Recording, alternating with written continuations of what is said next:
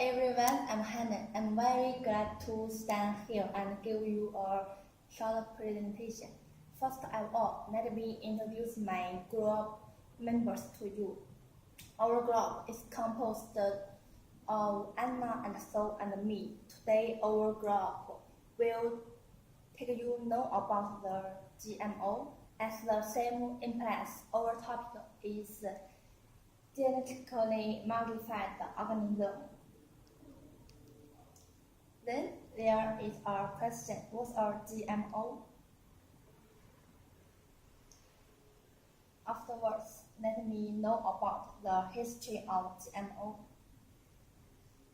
10,000 years ago, humans began crop domestication using selective breeding. 700 farmers and scientists began crop breeding plants raising of species. 1740s and 1750s, breeders and researchers seek out additional means to introduce genetic variation into the gene pool of plants. 1980s, researchers developed more precise and controllable means of genetic engineering to create plants with desirable traits. 1990s, the first genetically modified seeds are introduced to the marketplace.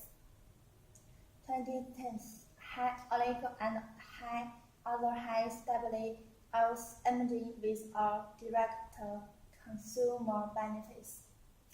Understanding the history of GMO, let's take a look at the crops of GMO. Example of GMO crops: corn, soybean, banana, and tomato. Afterwards, what's the definition of GMO? Definition of GMO: an organism whose genome has been altered by the techniques of genetic engineering. Next, I'm going to highlight about the achievement of the GMO products. The first achievement is better species of crops has been created. So what are the species of the crops anyway? First one is the bud-killing corn. This bud-killing corn is capable of producing insecticide, which is the Bt protein that can kill the bud of the killing corn.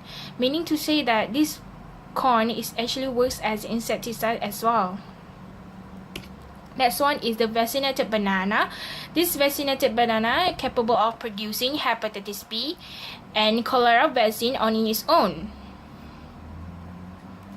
Last but not least is the purple tomatoes, which is rich in antioxidant.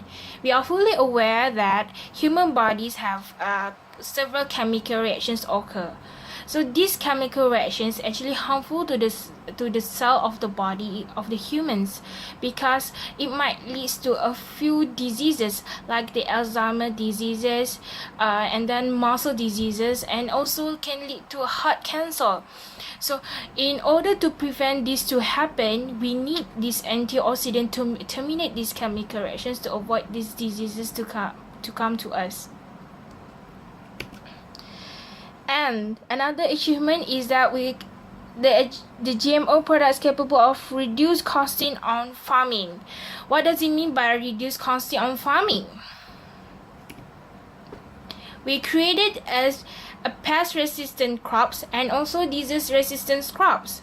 It means that farmers don't need to spend a lot of money to buy any pesticides or herbicides to overcome these problems anymore. Look at these potatoes, for example. These potatoes contains the Bt protein as well, which can kill the Colorado beetle that has attacked it. And then we have the GM papaya here, which is actually resistant to ring spot virus. You can see the difference between the conventional papaya and also the transgenic papaya here. We can see how the development of the growth. And then we have the lead blood resistant potato as well.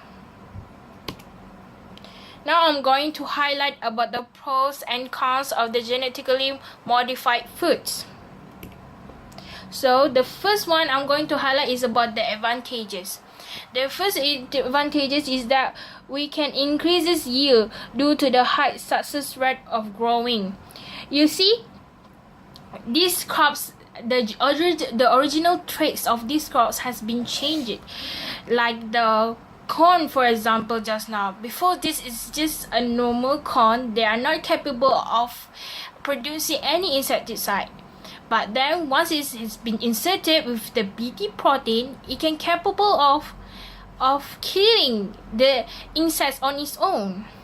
And then some of them have a higher resistance to diseases and pests as well, like the potato just now, that is and then not to forget the papaya, which is have a high resistance to the ring spot virus as well. That is why by having this characteristic actually increases the rate of growing. And then by having a GMO product also, we can shorten the harvesting period as well. For example, from 6 months of harvesting period, we can shorten it to 2 or 3 months. Means that instead of harvest in twice a year, we can do it to 3 or 4 times a year. And then we can increase our crop yield. Next, I'm going to highlight about the disadvantages of the GMO crops. So, what are the advantages? What are the disadvantages? The possibility of creating superbugs and superweeds is high, because you see, by inserting some of the genetic traits, we might never know what will be happen to these bugs or weeds. Either they will become low immunity or vice versa. It means that some of the insects, once it has been inserted with not inserted, but once it has been sprayed with any genetic materials, it can become really high resistance to some of the insecticide. That is why we call it as superbug. Instead of dying, it become much more stronger, that it has a very high resistance to some of the insecticides. And then we have the super weeds. Okay, recently scientists has done some research by inserting some of the gene traits in some of the weeds. They want to see either these weeds can actually survive or not once it has been inserted with this some of the genetic traits. And then they find out that once they inserted these genetic traits in this particular weeds, these weeds actually become a super weeds. So what does it mean by super weeds? It means that these weeds won't die that easily. Although we spray a lot of herbicides, but it won't die off. That is what it means by super weeds. Next, my partner will highlight about the global issues that has been surrounded around the world about the GMO crops. I will continue with the presentation with global issues that have been raised by the community. There's two major issues: the food safety of GMO crops and the interruption to the originality of the nature.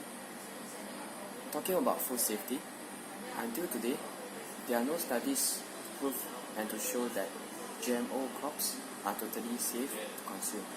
At the same time, will not give any side effects to humans. There are over 50 countries that have banned GMO, including France, Germany, and Italy. This matter shows that majority of the community doesn't say yes to GMO. There's an article from Scientific American mentioned that biologists who point out health and other risks associated with GM crops will be attacked on their credibility. So people intend to believe that GM crops have unpredictable side effects like allergens, neurotoxin and nutrition deficiency.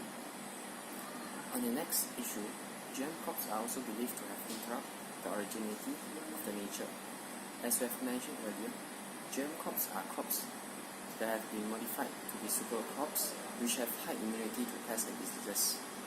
When GM crops being planted in the nature, there is a possibility where GM crops interacting with normal crops and may have come to a point where a new species of plant may be harmful, may be harmless to practice.